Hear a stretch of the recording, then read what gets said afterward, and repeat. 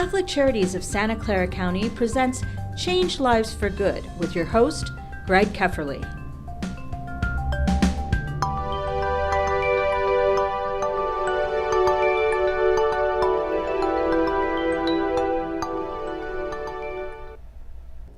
Hello and welcome to Change Lives for Good. I'm your host, Greg Kepferly, CEO of Catholic Charities of Santa Clara County. And today we're talking about the power of philanthropy to change lives for good, especially through the eyes of people who are helping Catholic charities change those lives here in Santa Clara County. So with me in this conversation is Susan Lucas-Taylor, our Chief Development Officer. Welcome, Susan. Thank you very much for having me. So Susan, lately I've been reading this book, a number of folks have been reading, called the Book of Joy, and it's about the Dalai Lama and Archbishop Desmond Tutu in conversation over a period of 5 days, where they're talking about what makes someone joyful. Yes. And the amazing thing there is that they say there are really two main qualities. One is having a grateful heart, so a spirit of gratitude, and the second is generosity. Yes. Being able to give things away, give your heart, give your resources to another, that in turn creates joy for the giver. Yes. And so as we think about that with philanthropy, what do you think motivates people to give? Absolutely. So I've been doing this a number of years, and I've had the pleasure of meeting the Dalai Lama, quite an inspiring figure for all of us to learn from. I would have to say that most of the donors that I've worked with do have those things in mind. They're very grateful that they've been able to experience success, many of them in Silicon Valley, and they would like to pass on some of that excess because, really they've taken care of their families, and maybe many of them have taken care of grandchildren, and they'd like to pass it on to others in the community that haven't had those blessings. So I really feel that the spirit of generosity really runs over, and the joy that you see in their faces when they're able to have a lot of meaning in their life, but then be able to pass on the excess to other people, it's really something. And it's a pleasure to help people realize their philanthropic dreams. So as we think about how people give, yes, and you say that, okay, it's their motivation is it is that generosity, is maybe from that gratitude that their lives have been blessed and they want to help others in need. Yes. It's also maybe something in people's lives experience, right? Wouldn't you think? I mean, that the causes they give to relate to something familiar to them. Yes, sometimes it can be as simple as they have a coworker that has gone through something with a child or an elderly parent, and they've been helped by an agency such as Catholic Charities, and they want to just go ahead and give a gift because they're grateful that they were able to see this kind of turnaround in their friends' lives. Other times it's simply because they're asked. And the more that you sort of are invited into this, philanthropic conversation, you learn more about what's out there, and you learn what charities really have such an impact that you really want to invest in them. It's more than giving a gift, like an annual gift. It's that you want to make an investment and you're interested in the outcomes. So it's interesting that you say investment because and outcomes, because here we are in Silicon Valley. Yes. And oftentimes we're measured, right? Yes. The whole focus on measurement. Are you seeing results or not? Yes. But it's okay to fail as long as you fail fast and fail forward, yeah. right? But the reality is that there is a difference between somebody giving maybe just a little bit out of whether it's guilt or obligation, yes, versus investing wholeheartedly yes, in something that's close to their heart. Yes. Well, in many faith traditions, there's sort of that level of giving where you give because you're supposed to tithe, or that you give because your family gives and that sort of thing. But we've all been instructed to take care of the widows, the orphans, and the stranger. I mean, in most faith traditions, and in the Jewish faith, if you can give and not even receive any thanks or not know who you're giving to, in other words, the right hand not knowing what the left hand is giving to, that is one of the highest levels. I don't believe it's the highest. Do you remember what the highest level of giving was in the Jewish faith? The highest level is really the hand up. Yes. So it's whether it's a gift or a loan, yes, to help somebody get back on their feet. Yes. So they in turn can be stabilized and can also engage in philanthropy as well. So, absolutely. So it's really that giving back into the community, but in a way that helps others also become generous, which absolutely. is, you talked about the widow, the orphan, the stranger, which is really key both in the Jewish tradition and in the Christian tradition. Yes. And that's who we serve at Catholic Charities, right? I mean, I think about the seniors that we serve. Well, yes, they're not all widows or widowers, but yes. but those that may have lost family members and Yes. and are on their own that need our help through food and housing. The orphans, literally, we are serving orphans. The refugee resettlement, the refugee youth, the unaccompanied minors, who many of whom are orphans, Yes. fleeing war and abuse, and then the stranger. Yeah. And then the stranger can be the immigrants that are coming looking for safe haven Yes. or for a better life, or it could be the homeless person on the street Could indeed. who's just looking for shelter. Yep. And that's who we serve. That's what we do. It is. Right? It And so it is. should be wonderful. just perfect for people who are interested in giving to Catholic Charities. It is indeed. It's amazing. So, with so many programs at Catholic Charities, that was one of the things that drew me to the organization, because it serves so many populations and it really does transform lives. And it really isn't a handout. It really is, a hand up. It's stabilizing lives, and it's investing in them in a multi-level services that are available, whether they need mental health counseling or a job. I mean, giving them job skills and then sending them out to find work, and then providing housing services to keep people in housing and anything else that they would possibly need, and then taking care of elderly parents so that both people can work and be successful. And that's what it takes with the high housing prices in Silicon Valley. Most people have to work at least, 1 or 2 jobs to be able to afford to live here.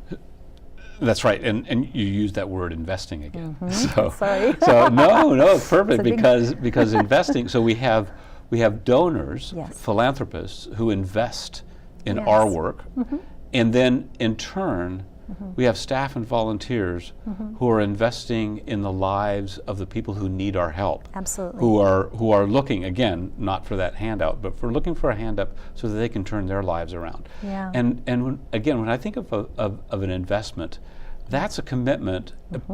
But usually with an investment, we're looking for some sort of return. Yeah. So what do you think the return on investment donors are looking for? I think they really are interested in social capital. I mean, they really want to see social change. There are things that donors really at high levels, when we talk about principal gift prospects, people that are very sophisticated donors, first of all, they want to know that your organization is going to do what the mission and vision says it's going to do, and that it has a really good board who also invests in your organization. But after that, it's really that they want everybody to give at a sacrificial level. So they're willing to invest at a very high level, and this brings up the Sobrato challenge. The Sobratos are an incredibly generous family and foundation, and they've been supporting us for years, and they've put forth a challenge. Do you want to talk about a little bit Sure, about how yeah. it So the goes? Sobrato challenge is that for any new and increased gift up through the end of June, Yes. They will match that 2 to 1. Yeah, absolutely. So 2 to 1, the Sobrato Family Foundation. So Yes. that's an amazing, generous gift, and they've been providing their support to Catholic Charities and many nonprofits for over 20 years. They just celebrated their 20th anniversary. Absolutely. And in that, they're acting as an example They are. for other philanthropists. And you don't have to have the same level of wealth Right. to be an investor No. at Catholic Charities? There are different ways to give at different levels, right? That's exactly right. So many people give annual gifts, and those faithful supporters that are able to write that check annually, they know that we're doing a May appeal right now, and some send it in through the mail, some go online, and some give in their churches. And all three pieces go to support all of the programs and are all very necessary. And it's so amazing. There are board members that give their gifts, and sometimes their gifts are for special programs or projects that they really want to see, grow and scale. And then, we're looking towards a capital campaign because every organization needs to make their work permanent. I mean, Catholic Charity's been around for 60 years, and we'd like to make the work permanent and not sort of dependent on a grant that may or may not come through or government funding that might change.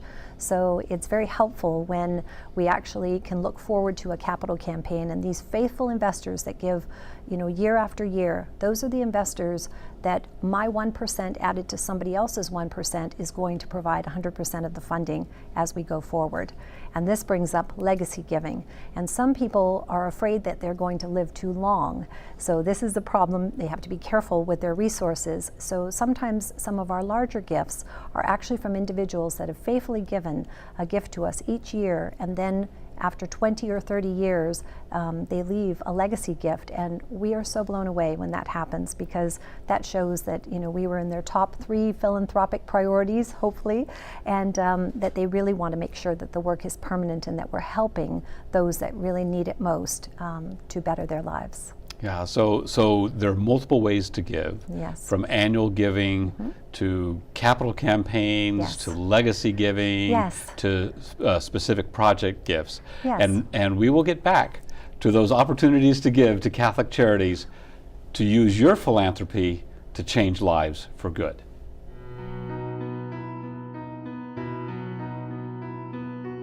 Catholic Charities of Santa Clara County. Hope starts here. Alleviate chronic poverty by helping vulnerable clients to achieve stability that upholds dignity. Prevent the growth of generational poverty by engaging children and youth in opportunities that disrupt the cycle of poverty, and reduce situational poverty by creating pathways of economic opportunity. Our collective opportunity. Funding comes from many sources: generous donors, grantors, family foundations, government agencies, sponsorships, and in-kind donations. As robust as our funding is, it is impossible to keep up with the demand. In the next 5 years, there will be a need for an additional $10 million to support existing programs. Investment opportunities to change lives for good. Annual giving, $25 to $999 on an annual basis. Caritas, $1,000 or more to join or renew the Caritas Society. Domus Council, $10,000 or more to join the Domus Council. Event sponsorships, $1,000 to $30,000 or more for teams and event sponsorships. Major gifts, $50,000 or more over 5 years. Legacy gifts includes us in your will, 401k, or life insurance. Endowment, $50,000 or more to create a named endowment. More ways to give.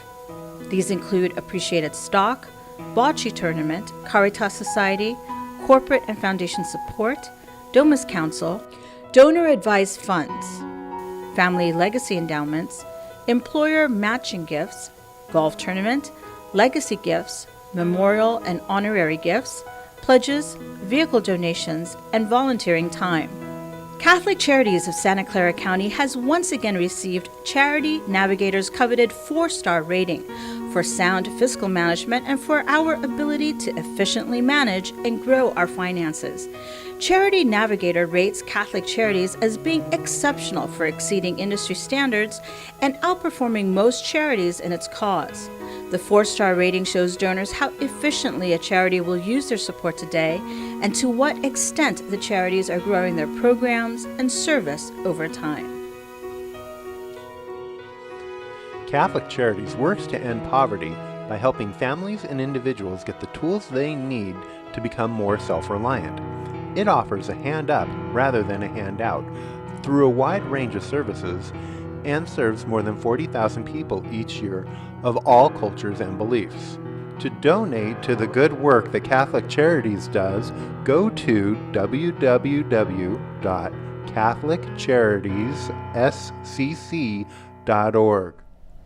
Hello and welcome back to Change Lives for Good. I'm your host, Greg Kepferly, CEO of Catholic Charities of Santa Clara County, in conversation with Susan Lucas-Taylor, our Chief Development Officer, and we're talking about the power of philanthropy to change lives for good, especially at Catholic Charities.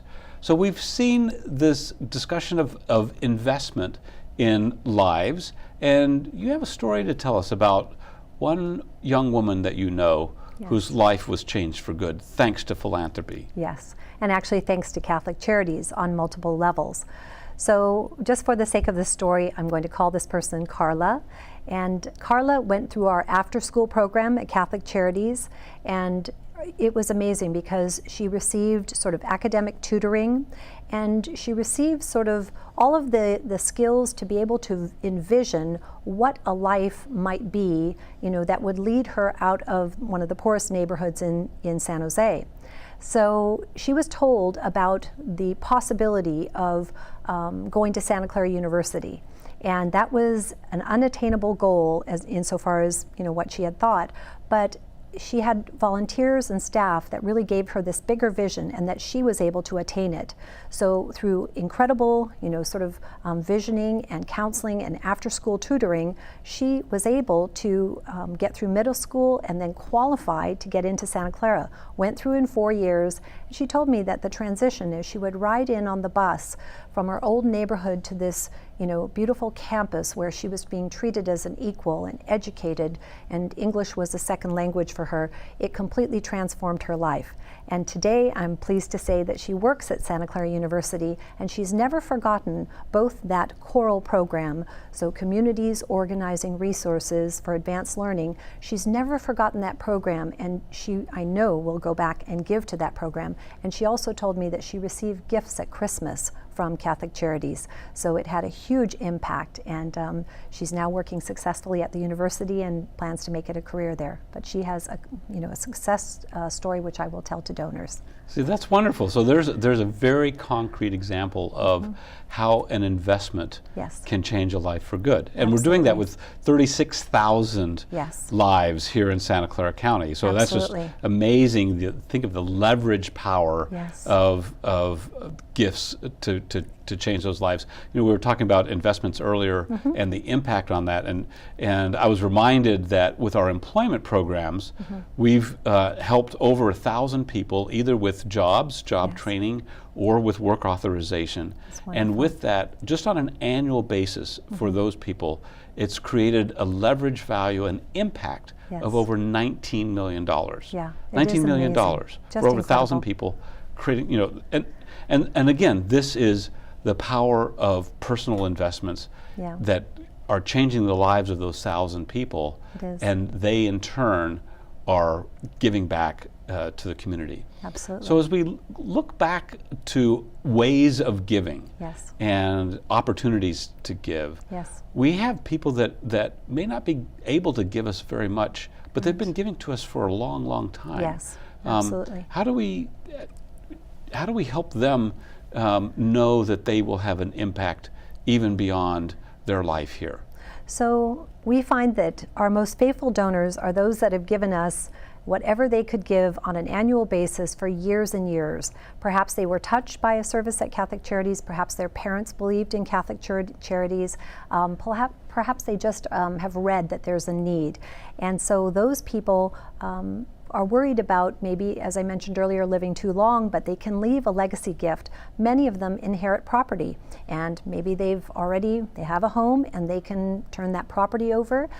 Maybe they leave it to us in their estate plan. And it's absolutely incredible because there are many vehicles by which people can give, and I don't want to get too technical, but some of our largest gifts have been through the generosity of people that were our $20 donors. And then they turned around and left appreciated stock, or they turned around and gave us their home. Right, as the country western song goes, you don't see a hearse with a trailer hitch. Yep. Right? So people know that they can't take it with them, so they might as well give it to change lives for good and make a difference in the community. That's really true. So many philanthropists, it's very interesting. Many people are giving us these days different gifts than they've given us before. So people are finding that they have appreciated stock, and nobody wants to sort of get the tax implications of that. So sometimes people are giving us the stock, we sell it, and then obviously can use it for the people that we serve. So that's one way. A lot of people have had a life event. They brought a company public and they started donor advised fund. And I was amazed to hear that there's $8.2 billion in the local community foundation, Silicon Valley Community Foundation earned here, and it's sitting there and it is meant to go to charities, but we'd love to see anybody that has a donor advised fund just, let 5% out of that fund per year. If you did that, Catholic Charities would be just so well funded, we'd be able to help everyone who knocked on our door.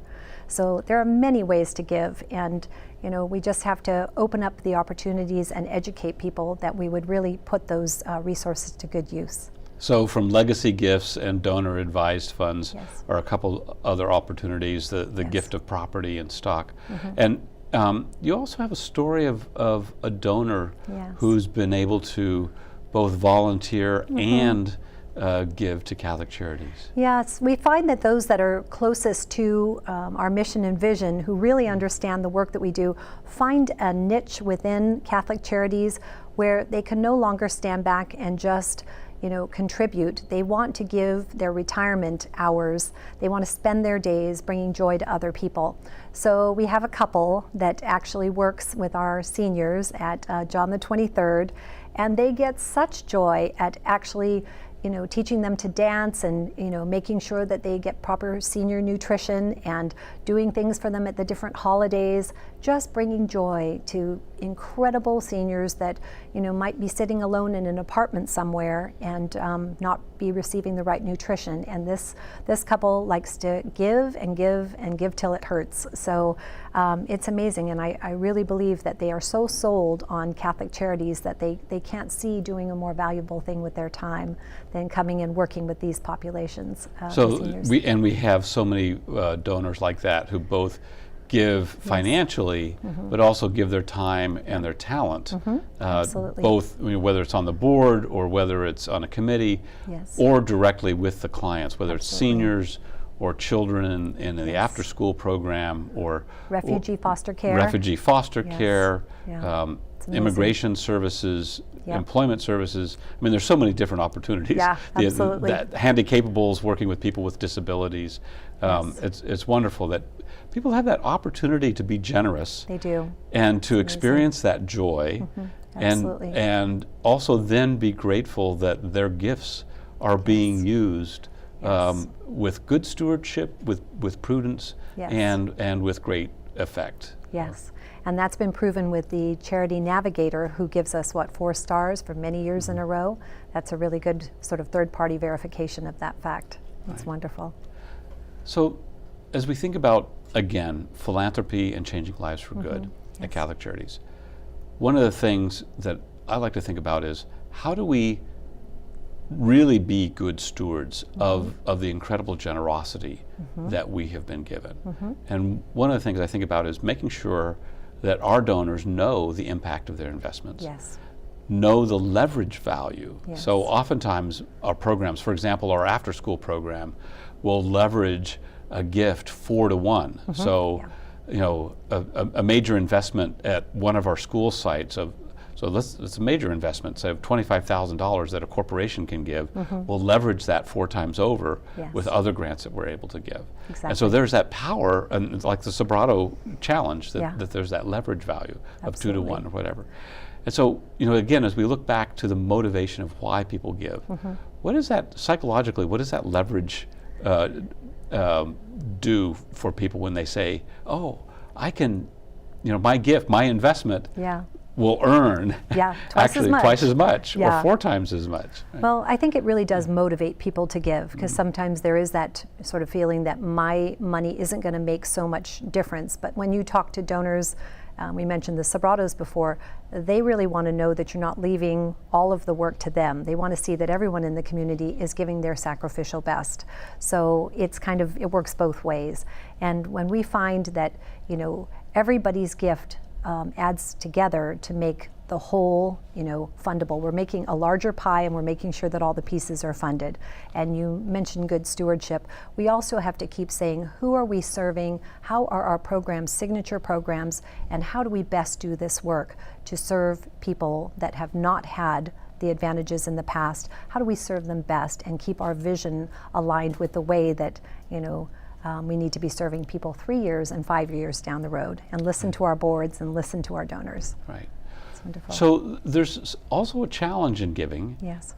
Today, that there's some policies that are being proposed that would make the charitable deduction worth less, or perhaps even go away. Yes. And so how do we encourage donors to advocate to say, we still need your help, and can you help us keep that charitable deduction, because you need that for your tax Yes. break as well, Yeah. and it benefits the nonprofits. Yeah, we absolutely have to have it. It would so severely impact our ability to serve others if that went away. It's been proven. They've done surveys, and people would give less if that did go away.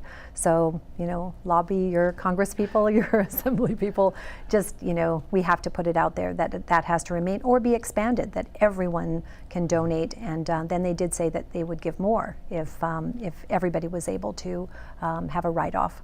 So Oh, right. So that to expand works the other way. that write-off opportunity, there's Yeah. there's another that would be another option fascinating. that could say, yes, more people can give and receive the tax benefit. That's exactly right. for their generosity. That's right. But I do want to say that the donors that I've worked with in the past have always expressed so much joy. When the gift is complete, you don't feel like your checkbook went down. You feel like, I did something really good, and nobody's sorry at the end of their life when they've helped others and they've transformed a life. Nobody's sorry. You're never sorry about that. So whatever way people want to engage, some people come to us originally through a golf tournament or a bocce ball tournament and sort of get involved with us that way. But, you know, I would encourage the listeners to really say, you know, how might I engage? What do I value? Who do I want to serve? And by asking those questions, you can really get clear about what are your top 3 philanthropic priorities, and then invest in those. No matter what organization, invest in that. Give your time, give your talents, you know, just give your treasure. And if you can't give a lot of treasure, it means a lot. Just give it, and then just, you know, leave a legacy gift to those organizations that you want to see go forward. So that's the power of philanthropy, is when you give, it'll come back to you. Yes. Not monetarily, Yep. but in a spirit of joy and a spirit of indeed. gratitude. And Yep. that's truly both changing lives for good for the people that we serve, and also changing lives for good for our donors. So remember, until next time, to speak up, reach out, and change lives for good.